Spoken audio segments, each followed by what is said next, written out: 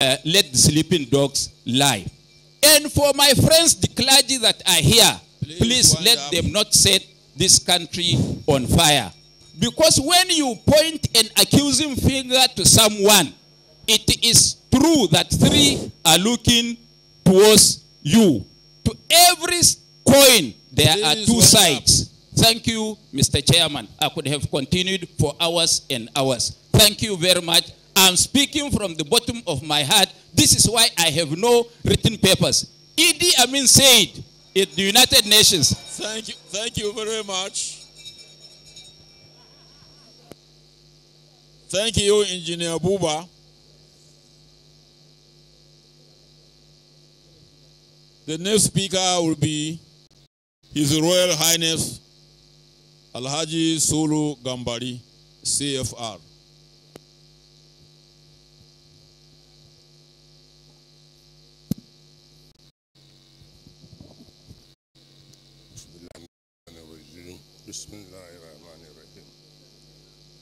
Chairman, the Deputy Chairman, the able Secretary of this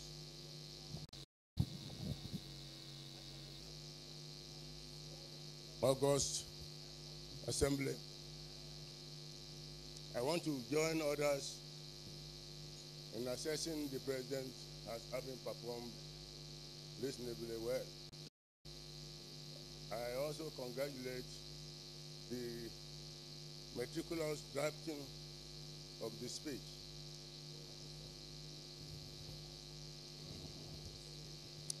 My name has been said, but it has to be said again. To be said again, I say it, Ibrahim Gambari, representing the traditional institution of Nigeria. The President's speech was excellently delivered, without any ambiguity. There's only one way you can look at it. All its aims and objectives, if carried out, will be great improvement to the Constitution of Nigeria. He said we must approach this issue without suspicion, and that we should give ourselves a chance to express our opinions without fear or favor.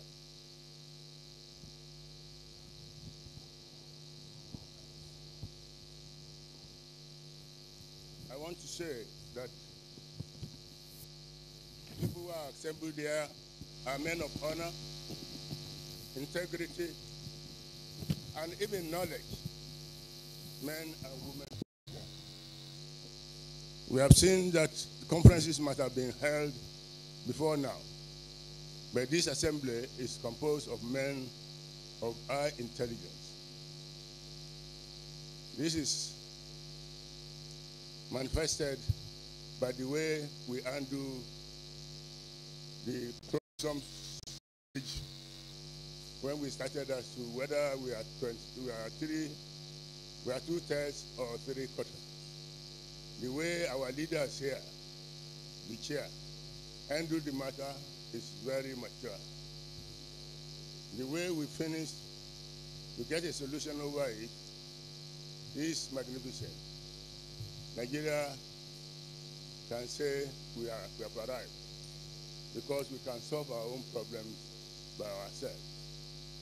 I congratulate the bench there for the arrest, and I also congratulate the 50 white men who brought succor to our troubled storm.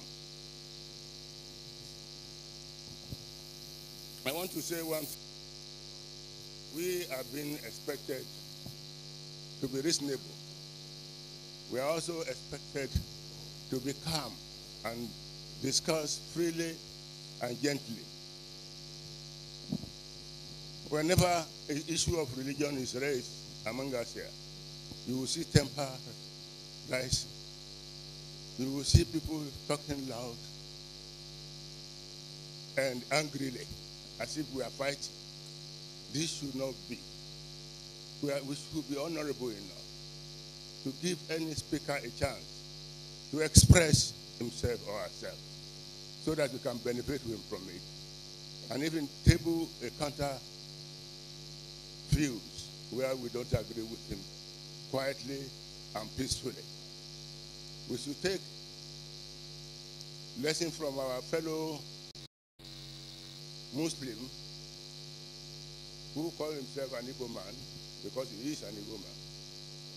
The reason why I'm using this language is because I can't know his name. But we can take it from him. See how he talked to us quietly, gently, and made all the points that he wants to make. So when issues of religions are involved, please, gentlemen, let us behave maturely. I don't want to talk on what the president might have said or not said. I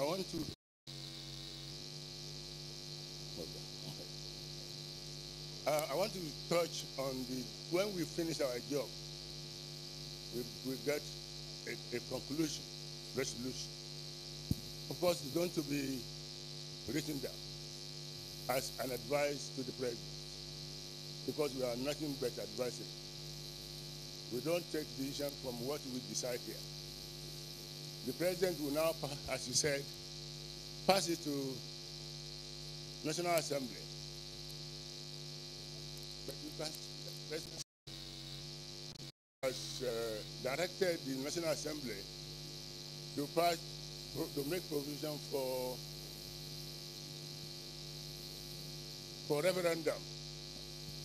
Chairman, I don't think I should continue talking when I'm hearing the bell. I don't know. Now, after we are finished, we are not a sovereign body. That's why we can never finish the constitution here.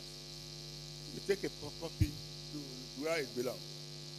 The Parliament may make law adopting what we have said, or throw the matter to referendum for people to decide, or both. But what the president is going to do by constituting us here is what the National Assembly is already doing. They have started amending the 1999 Constitution so that when we finish, the question will be which one will be taken first. I wish the president good luck, as his name implies. I wish him to look at the matter maturely and try to control the situation. May God help Nigeria. Thank you very much, Mr. Chairman. Thank you very much, Your Royal Highness. We have another Gambari, the speaker, this time Professor Ibrahim.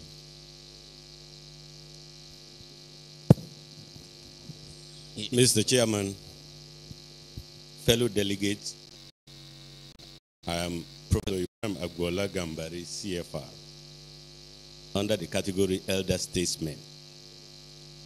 If I stand up and begin to say my name is Ibrahim, I sit down, that will not mean very much. But if I say my name is Ibrahim Gambari, there's some significance that is added. If I say I'm Ibrahim Gambari from Ilorin, Kwara State of the Federal Republic of Nigeria, you see that the value added is enhanced. Nigeria has added value to me, and I believe Nigeria has added value to each and every one of us. What is left for us to do is to add value to Nigeria. 100 years ago, Lugard created the amalgamation of this country. It's up to us to make Nigerians of our dream. Almost 54 years after independence, Nigeria is not where it should be and not where it can be. Countries which we were at par or beyond have overtaken us. In my view, to regain what we have lost and to move forward, we need 3 sets of changes. Time will not permit me to go into details. The first is structural changes. The structure of the federation, the structure of our government.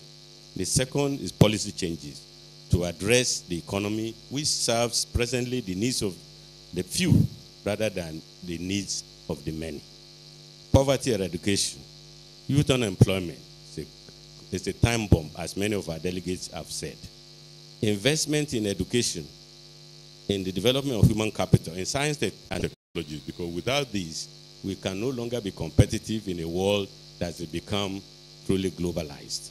But perhaps most important, we have to have attitudinal change so that those who are governing us should not continue to provide us with poor governance, lack of accountability, impunity, corruption, lack of transparency, and practice the politics of division and the politics of exclusion.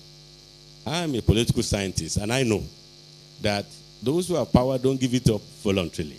So if we want change, we the people of Nigeria have to demand it and not be satisfied with tolerating filth in our economy, in our environment, in our governance. 2 Secretary Generals of the United Nations, Boutros Ghali and Kofi Annan, both of them Africans, have argued that when you have politics of exclusion, you are going to have conflicts and wars. And yet they've argued that without peace, there can be no development, and without sustainable development, there will be no durable peace. And without democracy and elections that truly reflect the wish of the people, we will have neither peace nor development. Finally, Mr. Chairman, I would like to join others in saying that the president's speech was well crafted, inspiring, and said all the right things. That's the easy part. The debate here today, since we started, has also been rich and inspiring. But to paraphrase a president of the United States, President Lincoln, nobody will remember what we say here in another few months, a few years. But people will remember what we do here. So it's not what the president says as much as what he does and what his government does. It's not what we say here, but what we do. And we can't do everything. And we must try to do everything. What we should do is to prioritize what we will do so that by the end of this conference, we'll be proud that we have added of Nigerians and as what will move the country forward so that the Nigerian of our dream will be realized. And we're all united in our dream that what we want is a united, peaceful, prosperous, and just country. Thank you, Mr. Chairman. Thank you, Mr. Speaker. We have another professor, Jerry Gana.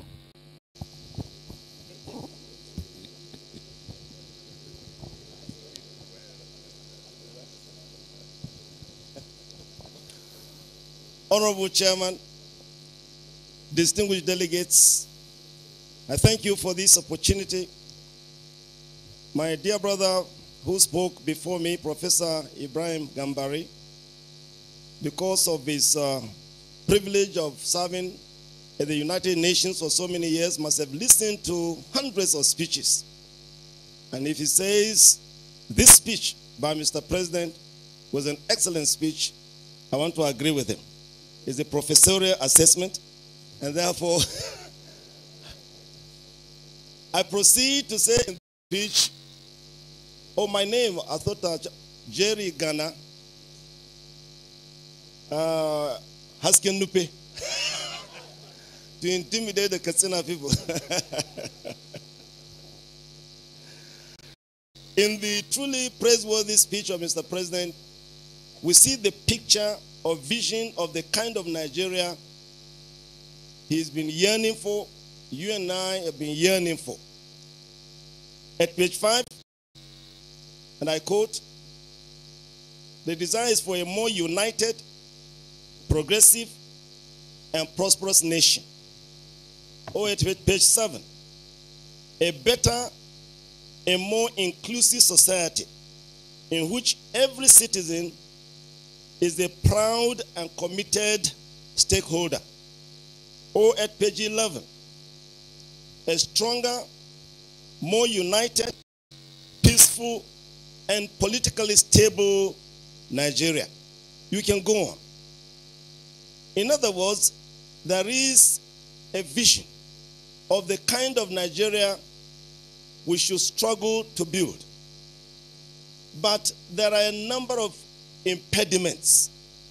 And at page 9, the concern of the President, I believe this really is the reason for the gathering of this conference, is that we must identify these impediments and wisely propose ways and means of removing or overcoming them. And some of these impediments are huge. And a number of the delegates here have already very, very eloquently described, identified such impediments. This conference must not only identify, this conference must propose practical ways, to quote Mr. President, of overcoming these impediments. The threat of massive unemployment, the tragedy of poverty, the disgrace of corruption, the menace of violent crimes, the paralysis of sheer ignorance, the paucity of infrastructure, the rigidities of the superstructure which has been imposed on us, which we must re-engineer. Distinguished delegates, we have a historic opportunity. And I thank God that all generations are gathered here. And it is by the grace of God that some of the older members have also been privileged to be here. Because when we now propose these practical ways, they are not deep and profound enough. Those the older generation will tell us we tried that before. Therefore, we have to be creative. We have to put on our thinking caps. Thank God, gathered in this place is an impressive array of intelligent, experienced, educated, talented, able Nigerians. We can do it. And by the grace of God, we must do it. Thank you. Thank you very much, Prof. The next speaker is Garba Mrs. Binta Masi. Garba Mrs. Binta Masi. Thank you, Mr. Chairman. Distinguished delegates. My name is Binta Masi Garba, Adamawa State Delegate in Nigeria. Fortunately, I share a border with the Cameroonians, but I'm a Nigerian by the place of 1959. Distinguished ladies and gentlemen, I think all has been said. I just want to align my voice to one or two comments that were made yesterday. I'm from Adamawa State. I was born in Kaduna State. Schooled in Kaduna State, both primary and secondary, and my institution. Got married in Kaduna State, but not an indigenous of Kaduna State. Elected into the Federal House of Representatives from 1999 to 2007 in Kaduna State. Yet I'm not an indigene. The constituency that I represented in Kaduna State, precisely Kaduna South, predominantly a Muslim constituency. I'm a Christian. My parents are Muslim.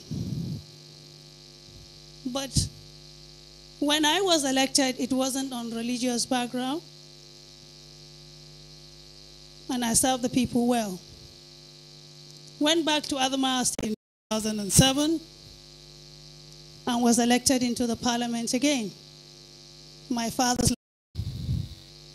Today we are here discussing and deliberating the way forward for our great country, Nigeria. My father was conscripted into the Nigerian army in 1967, fought for the Civil War, just for the unity of this country. He gave us a story how 7 or 8 of them that were conscripted, he was the only survivor back home. Some paid their prices with their blood. And that is why we are appreciating the unity in our diversity as a nation. But it becomes me that the people that have been partaker and beneficiary of this great country called Nigeria are the one agitating that this country should not move forward. Ladies and gentlemen, Mr. Chairman, sir, posterity will not save us. Our children, great-grandchildren, some are grandfathers to me, some are fathers to me, some are elder brothers and sisters, and some I'm an elder brother or junior ones to them. We must salvage this nation so that our children tomorrow can have a hope. Some are in their last dispensation. Some are in their afternoon just like I am. But what will be the morning of our tomorrow's children? We must keep religious sentiment aside and tribal sentiment so that we can have a great nation that everywhere we go, we will be proud that we are Nigerians. Corruption of the mind, corruption of the body has brought us where we are. But we have benefited. Some people are talking about military. Some of us here have been beneficiary of the military, have made policy on the military, and yet are saying that the military have failed us. With due respect, you have failed us. And fathers, grandfathers, take about and allow the future generation youth of this country to take a step forward. So that at the end of it all, you can only be an advisor, advising the younger generation to take the front burner. Names we've been hearing since 60s are the same names we are hearing into 21st century. Excuse me, you have failed us. Thank you very much, Mr. Chairman. I rest my case. Thank you. Thank you very much, Madam. Gaskiya Jaye. Next speaker, Gaskiya Jaye.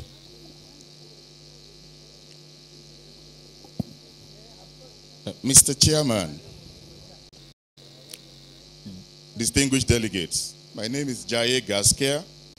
I represent civil society. 100 years after the amalgamation, on the eve of a general election, we, the people of Nigeria, have wrested an opportunity from the guardians of the status quo, an opportunity to right the wrongs, some of the wrongs of the past 100 years, to lay the foundation for the next 100 years. A foundation that must be based on justice, on equity, on equality. For the avoidance of doubt, in order for us to be able to achieve this, it is important for us to understand that after 100 years, we have become more than the sum, the arithmetic sum of our ethnic nationalities. In spite of those challenges.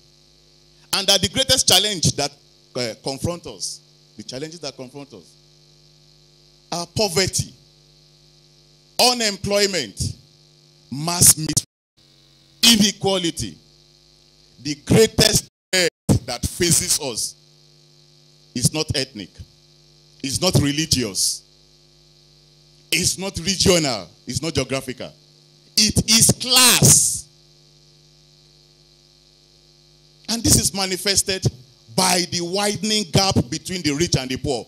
Some of the widest in the world. 10% of top Nigerians own and control 40% of the wealth of Nigeria. The bottom 10% control 4.1% of the wealth of Nigeria. This is not a time bomb that is waiting to explode. This is a time bomb that is already exploding. It is why you have Boko Haram. It is why we have militancy. It is why we have the kidnapping. This has nothing to do. Kidnapping has become a of livelihood. Armed robbery has become a means of livelihood.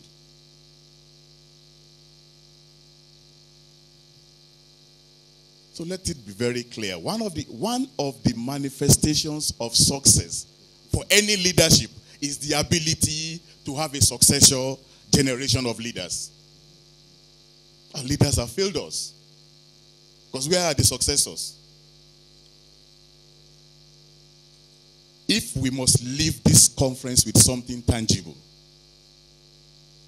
it must be at the very minimum a social charter as a basis to define the relationship between the governed and their governors.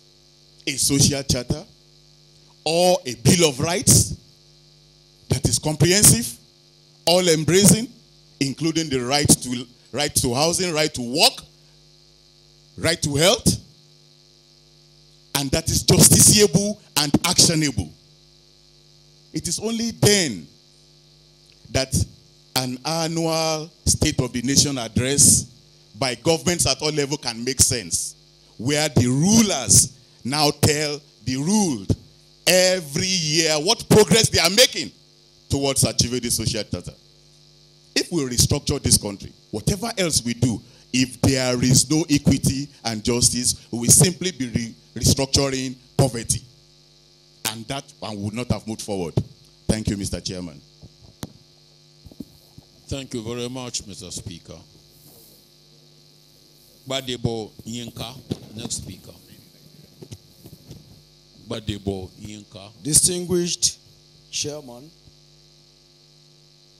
my fathers, my mothers, uncles, brothers, and sisters. My name is Comrade Yinka Badebo, the President and the Commander-in-Chief of the Unarmed Forces of the National Association of Nigerian Students. Well, the first thing I would like to say is that common sense is common, but not common to common people. Common sense in an uncommon proportion is what the whole world regards as wisdom. So I want to first of all salute the wisdom of Mr. President in calling for this conference and his wisdom in equally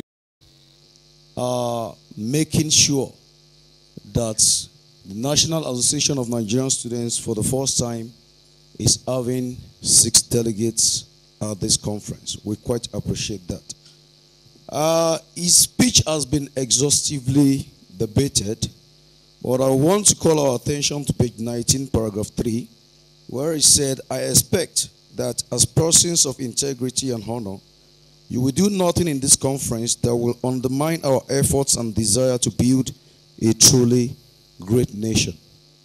Mr. Chairman, in building a truly great nation, I believe our utmost priority must be education.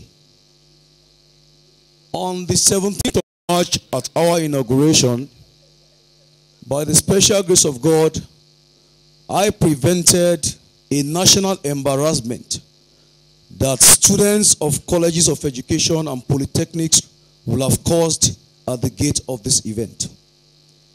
It is no longer news, Mr. Chairman, sir, that our polytechnic students and our colleges of education students has been at home for more than 8 months. It is very pathetic and sympathetic that we are sitting down here comfortably, not knowing